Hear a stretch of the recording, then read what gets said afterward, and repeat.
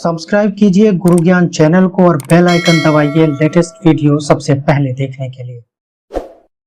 नमस्कार, गुरु ज्ञान के ऑडियो आर्टिकल प्रोग्राम में आपका स्वागत है। हमारा आज का आर्टिकल आर्थिक विकास के लिए बौद्धिक संपदा अधिकार व्यवस्था से संबंधित है। चलिए आर्टिकल की शुरुआत करते हैं। हाल ही में वाणिज्य संबंधी स्थायी विभागीय समिति ने भारत में बौद्धिक संपदा अधिकार व्यवस्था की समीक्षा विषयक अपनी 161वीं रिपोर्ट प्रस्तुत की है। समिति को विभिन्न संगठनों के साथ संवाद से यह ज्ञात हुआ है कि सकल घरेलू उत्पाद, उद्योगों के विकास, रोजगार सृजन, व्यापार एवं वाणिज्य आदि पर बौद्धिक संपदा अधिकार के आर्थिक प्रभावों के विश्लेषण के लिए भारत के द्वारा अभी तक कोई भी विशिष्ट अध्ययन नहीं किया गया है।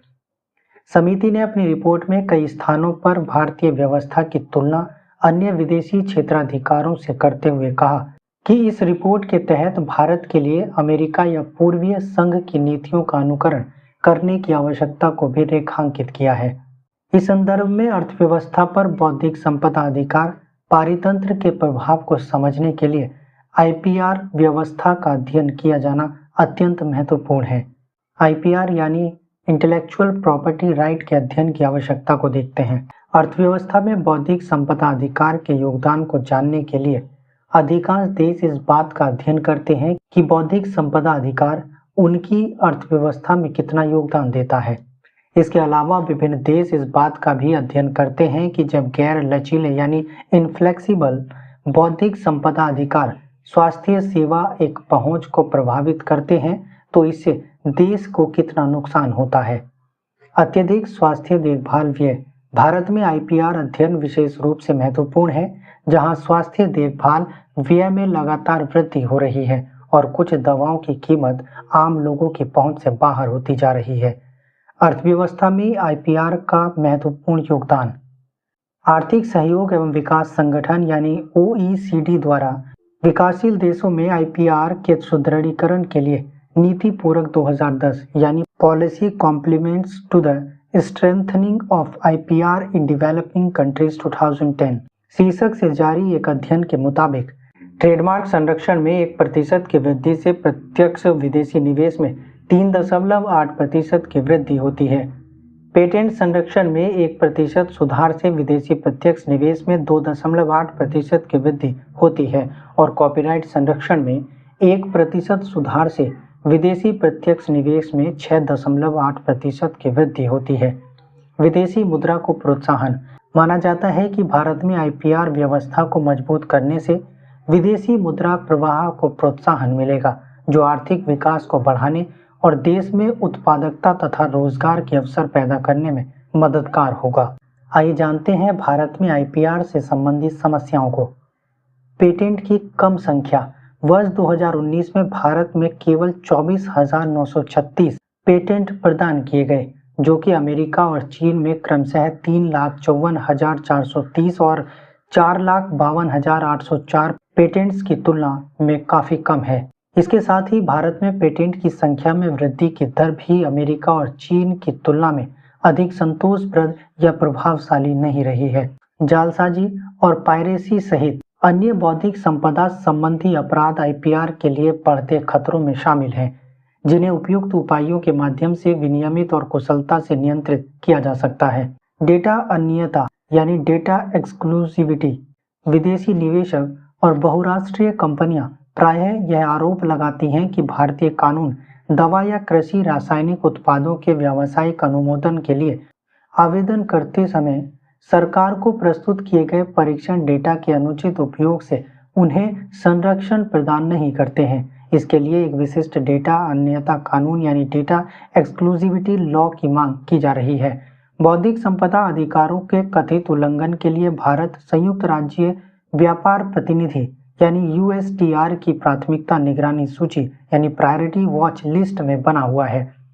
यूएसटीआर द्वारा जारी उसकी नवीनतम स्पेशल 301 रिपोर्ट बौद्धिक संपदा के संरक्षण और प्रवर्तन के संबंध में भारत को दुनिया की सबसे चुनौतीपूर्ण अर्थव्यवस्थाओं में से एक करार दिया गया है। अब देखते हैं क्या हो सकती है आगे की राह। राज्य सरकारें बौद्धिक संपदा का अधिकार के संबंध में भारतीय नीति के व्यापक ढांचे के अंतर्गत अपनी स्वयं की रणनीतियां एवं नीतियों का निर्माण कर एक सुदृढ़ आईपीआर व्यवस्था के विकास में रचनात्मक भागीदारी की भूमिका निभा सकती है। उन्हें उन नीतियों के विकास में सक्रिय रूप से हिस्सा लेना चाहिए जो बौद्धिक संपदा अधिकार के महत्व पर लोगों को संवेदनशील बनाने, शैक्षिक संस्थाओं में नवाचार को प्रोत्साहित करने और राज्य स्तरीय नवाचार परिषदों की स्थापना करने, आईपीआर कानूनों के प्रवर्तन और बौद्धिक संपदा अपराधों पर अंकुश लगाने पर केंद्रित हो।